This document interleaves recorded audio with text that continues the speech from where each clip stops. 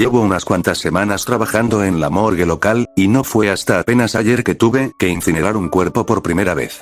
Lo llevé al crematorio, lo preparé y lo coloqué en el horno. El proceso suele ser un poco tardado, así que lo dejé ahí y me fui a hacer otras actividades propias del lugar. Después de una hora regresé para recoger las cenizas. Entré al crematorio y me detuve ante el extraño olor que llenaba mis pulmones en ese momento. Aquel olor, lejos de ser extraño o desagradable, me resultaba familiar, pero no sabía de dónde, y tampoco encontraba una explicación lógica para que un olor tan poco común como el de un cuerpo quemado me resultase tan familiar. Quise pensar que, tal vez, en algún momento de mi vida, había olido algo como eso sin darme cuenta. Algo que por sí mismo tenía todo el sentido del mundo, por muy escalofriante que sonase. Los días siguientes traté de olvidarme de todo, de ignorarlo. Pero me era imposible trabajando en un lugar como ese. Cada vez que me ocupaba del crematorio, cada vez que aquel olor invadía mi nariz, no podía evitar pensar en lo increíblemente familiar que me parecía.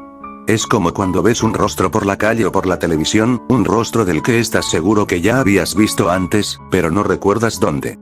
Y pasas los días tratando de recordar de dónde conoces aquella cara. Es una sensación similar, pero mucho más fuerte. Simplemente me estaba volviendo loco. Tiempo después, decidí mudarme y cambiar de trabajo. Los motivos fueron muchos, pero entre ellos estaba aquel olor, y una casa que mi abuela me había heredado luego de fallecer. Quería establecerme en un lugar fijo, y así ordenar un poco más mi vida y olvidar lo sucedido.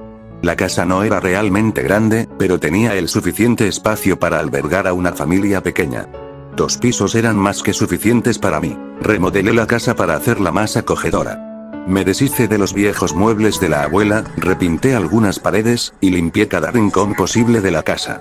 Hace años que no visitaba aquel lugar, por lo que estar ahí me trajo un montón de recuerdos. Uno de ellos era el sótano, el cual no recordaba que existía. Así que ahí estaba yo, unos años después, frente a esa vieja y descuidada puerta de madera que conducía al sótano. Tomé la perilla y la abrí lentamente, esperando que de la oscuridad salieran muchos más recuerdos que estaban ocultos dentro de mi cabeza. Pero en su lugar, mi nariz y mis pulmones se llenaron con un olor que me resultaba extrañamente familiar. Una enorme sonrisa apareció en mi rostro. Finalmente había recordado todo. La carne que preparaba la abuela, en cada reunión familiar, era sin duda la más rica que había comido y olido en toda mi vida.